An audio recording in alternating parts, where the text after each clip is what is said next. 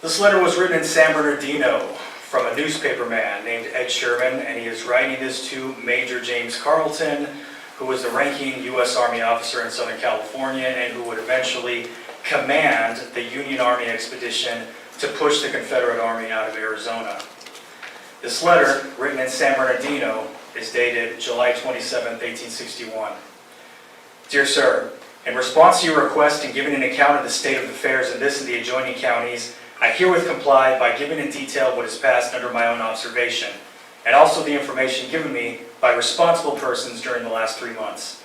I was informed by Mr. James Leonard of this city that the American population of Santa Ana and other settlements were excited about something and their actions were strange. Some Americans had been endeavoring to raise recruits among them for the South, among which was a man by the name of Jordan who had been the most active. Secret meetings were being held, and the indications were that some extraordinary movement was about to take place. I thought it was time that something should be done in order to distinguish friends from foes. A public meeting was called for the purpose of organizing a union club and to bring the matter to a close test. After some debate, those who claimed to be union men adopted resolutions, and others who were opposed sat in sullen silence. Simultaneously with these proceedings, the bear flag was raised in the Monte, he's talking about El Monte, and threats were made that a descent would be made upon this place. The club continued to meet about twice a week, gradually dwindling away in numbers, and finally it was impossible to get them to meet at all. An unaccountable fear or dread seemed to pervade the community. Rowdyism and drunkenness, shootings in the streets, hurrahing for Jeff Davis, and all sort of outrages were being continually committed, and no person was safe in the streets after dark. I received information that an attempt would shortly be made by secessionists to destroy my press. We gathered some 5 or 6 Union men together and organized a club, now numbering 16 in all, one of whom has since proved to be a traitor. Relying on this club as my only protection, we prepared ourselves for defense. I was soon informed that a dentist by the name of Dr. Shrewsbury in the county, and especially up in the mines, in circulating the paper and obtaining signatures of secessionists who were to act in concert with those in El Monte, pledging themselves to destroy my press. Of this, I was informed by a Freemason. I have been also informed by a man by the name of Baldwin that a Mr. Hathaway and some others came up from El Monte with the avowed intention of drawing me into a difficulty and forcing me to act on the defense and then take my life. Mr. Baldwin overheard their conversation in his house and immediately gave me friendly warning. I visited Holcomb Valley on the 21st of the present month.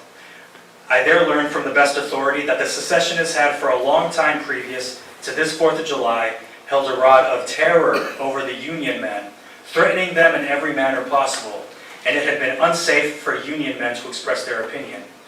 I also learned that Mayor Marcia Salt of Los Angeles had been up there in company with Captain Alonzo Ridley for the purpose of obtaining recruits for the secession. Both money and official position was promised, and a Dr. Hogue, a Mr. Hopkins, and Dr. Shrewsbury had been very busy in this matter. A difficulty took place in a disreputable house, and shots were fired. One man was killed, and several were wounded. Drs. Hogue and Shrewsbury were among the party. They are both very bad men. I have been informed that they have already received commissions in the Rebellion Army.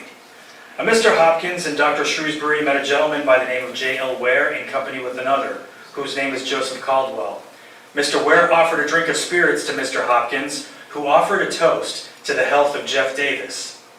Ware immediately snatched the bottle from his lips and dashed it against a rock and started on, when Hopkins said to Shrewsbury, "As we have got to begin somewhere pretty soon, we may as well begin with him." They started in pursuit of Ware, who saw them coming with their revolvers drawn in a threatening manner, immediately dismounted from his horse and loaded his rifle and prepared to receive them. When they saw this, they turned and remarked that they would let him go this time, but the next time they would have his life, as well as every other Union man's, before long. On the 4th of July, the Union men were threatened that if they raised the American flag, they would be shot down. About 100 Union men armed themselves and assembled at Don Luis Barcino's house, raised a liberty pole, and hoisted the Stars and Stripes. Several secessionists made their appearance, but seeing the determined attitude of the Union men, they immediately left. The Union men throughout the mines took courage, and many have come out and declared their sentiments. They fear no open attack now, but every prominent Union man is in danger of a secret assassination when traveling alone on the different mountain trails. There are about 1,000 men in the mines, though widely scattered. Fully 1/3 are openly declared secessionists, and probably 2/5 are neutral, the balance Union men. In the valley, 2/5 are secessionists, 1/5 positively declared neutral men, the balance Union men, yet nearly all leaving room for doubt. As a criterion to judge by, out of a population in the valley of over 1,500 persons, of which there are 500 or 600 voters, I have not over 50 subscribers to my pro-Union newspaper, and of 1,000 miners in Holcomb Valley, I have only about 40 subscribers. I would say that if troops were sent to this area, not only the Union sentiment would be strengthened, but martial law could be proclaimed, and we would have protection to our persons, but also our property. It is my candid opinion that if at least one company of Union troops were stationed here in San Bernardino, it would be of great benefit to the Union men of this section. Yours truly, Edwin A. Sherman, editor of the San Bernardino Weekly Patriot. That was the situation in Southern California in July of 1861. So that begs the question, what happened? How did we get here that people are already killing each other over politics in the streets? Well, I'll tell you the story.